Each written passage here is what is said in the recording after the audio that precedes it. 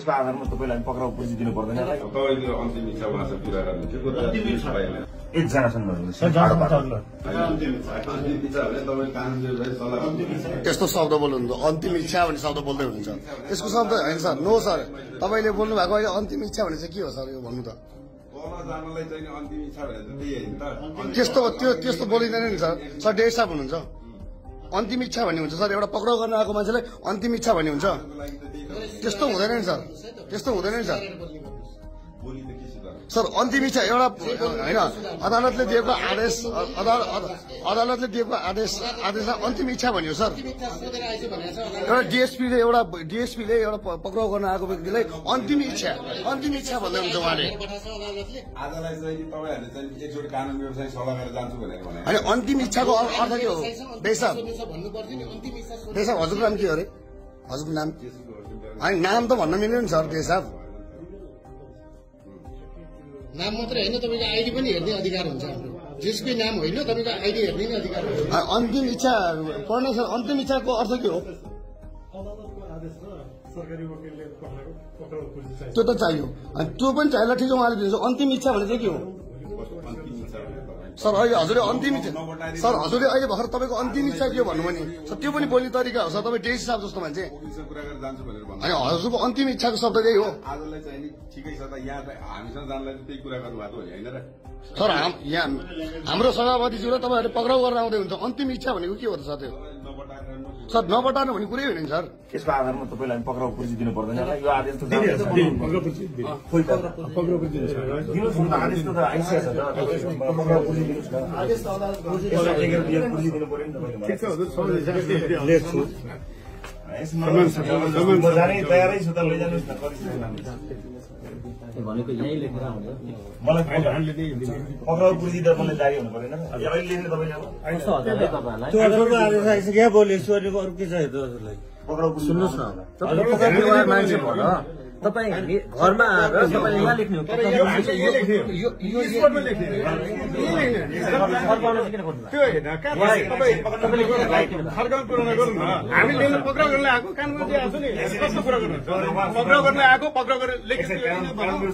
होइन sir please योमा लेख्नु पक्राउ पुर्जी लेख्नु हामी जाउँ त्यसपछि कानुनमा चाहिँ हाम्रो अगेन्स्टमा जाने ठाउँ छँदै छैन हामीले गल्ती गरेपछि सही गर्नु पर्यो नि मलाई दिनुहोस् न पक्राउ पुर्जी कस्तो अचम्म यार एउटा पक्राउ दिनुहोस् न पक्राउ पुर्जी लेख्नुहोस् दिनुहोस् न भइगयो त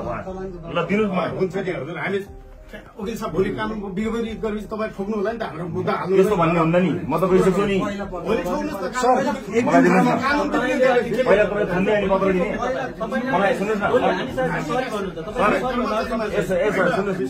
मलाई सुन्ने अनि सम्मान गर्छौँ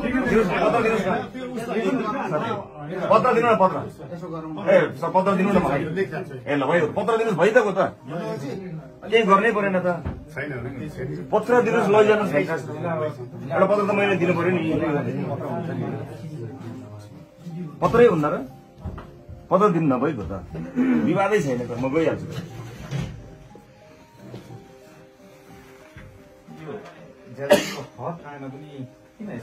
केही छैन उहाँहरूलाई गरेर दिउन केही छैन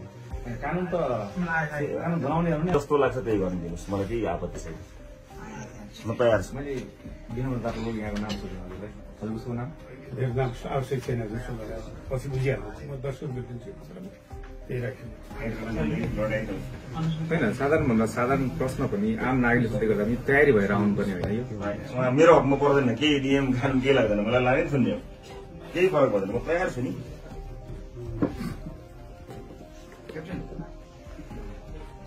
सरकार छ नगर लगाएको यो त हामीले लाइभ नै गर्नुपर्छ आम जनताले जान्न बुझ्नै पर्ने कुरा होला नि यो त जान्न पाउँछ होला नि एउटा पूर्व गृहमन्त्री जस्तो पदमा बसेको पार्टीको जिम्मेवार सभापतिज्यूलाई उसको घरमा आएर यहाँ बसेर लेखेर अनि पत्र लेखेर लेख्नुहोस् न त नहेर्नुहोस् यहाँ लेख्दै हुनुहुन्छ भने लेख्नुहोस् तपाईँले कानुन बुझ्नु भएको छ तपाईँले जति पढ्नु भएको त्यति नै पढाएको छु कानुनको कुरा के गर्नु हामीले बुझाएको छ वकिल साहब हुनुहुन्छ बोल्नुहुन्छ ठिक छ है यो पुरो नगरपालिका हजुर बसेको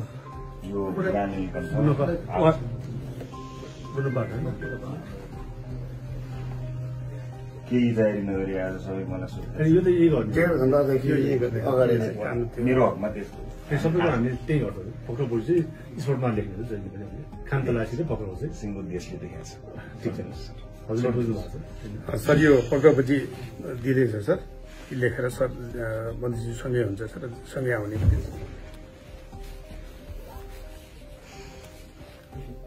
हजुर नाम हुन्छ हुन्छ सर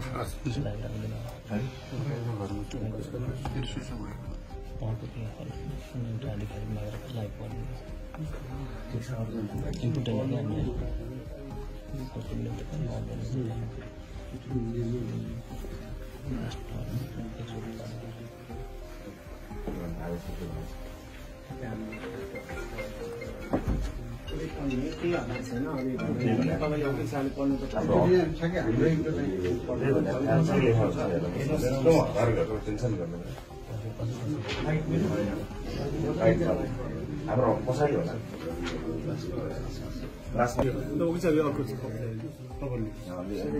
निष्कर्ष 67 वटा पढिहाल्नु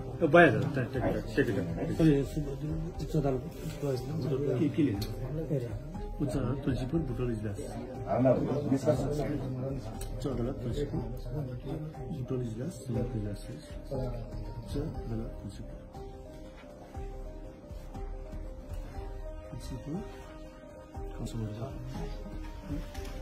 सहकारी ठगी समितिको छु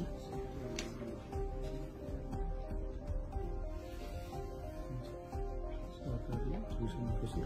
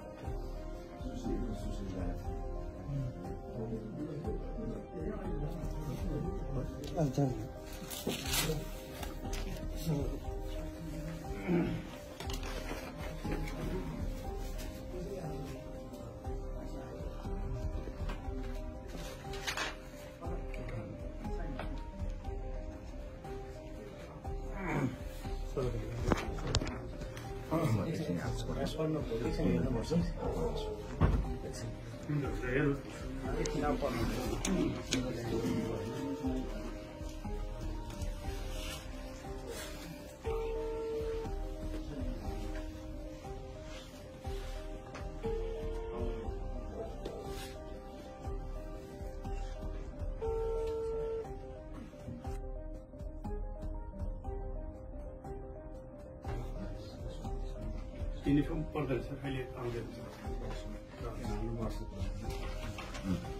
ठ्याक्कै कुरो यहाँ पढ्नु पर्यो नि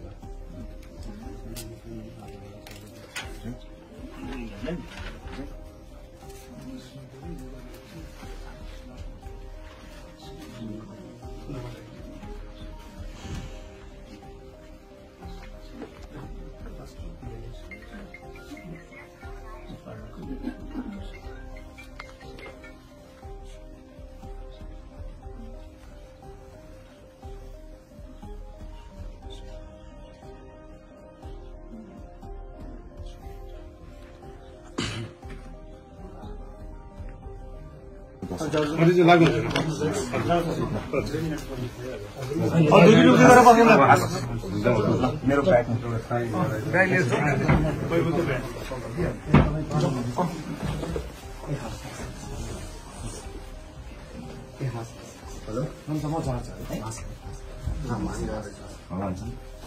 न्याय डिभिजन पर्छ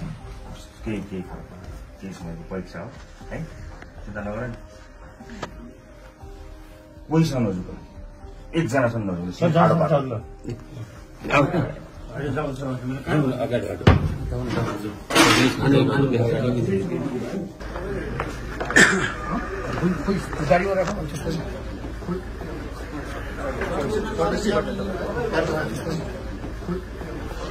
केही भन्नु छैन मलाई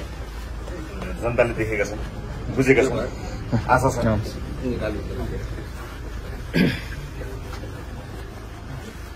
लडाइँ लामो हुन्छ भन्ने मलाई थाहा थियो लड्छु म केही छैन आज अदालत पनि सम्मान छ छोडिदिनु बाटो छोडिदिनु है क्लियर छोड्नु है त्यसमा यसमै हो यसमा को जान पाउँछ कोही त अन्य यसमा पाउँदैन प्रदीपजी ए सुरेशजी यता जानु छिटो यता आउनु न यता सुरेशजी सुरेशजी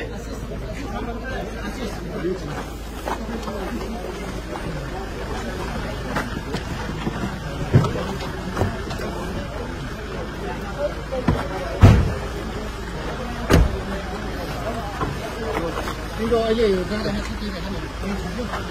त्यो थाहा पर्दैन होला गेटमा चाबी चाहिँ छोड्दिनु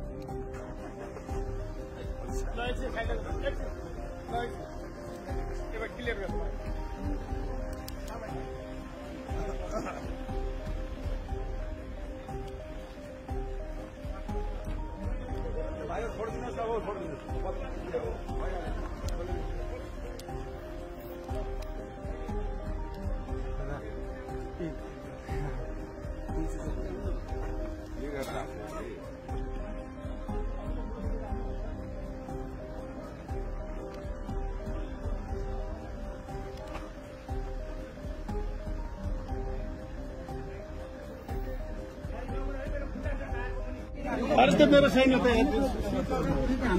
साइन गरेको फोटो खिच्न देऊ न सानो कुरा यार फोटो खिच्नु यो उहाँको लागि हो कि हजुरले फोटो खिचेर सरलाई दिएको खोइ होइन सरलाई त्यो किन साइन नभएको पेपर किन दिनुभएको एउटा उहाँको हो एउटा हामीसँग रहने सरको उहाँको चाहिँ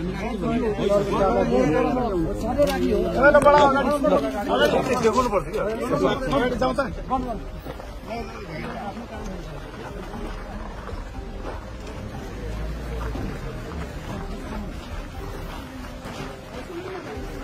सुन्नु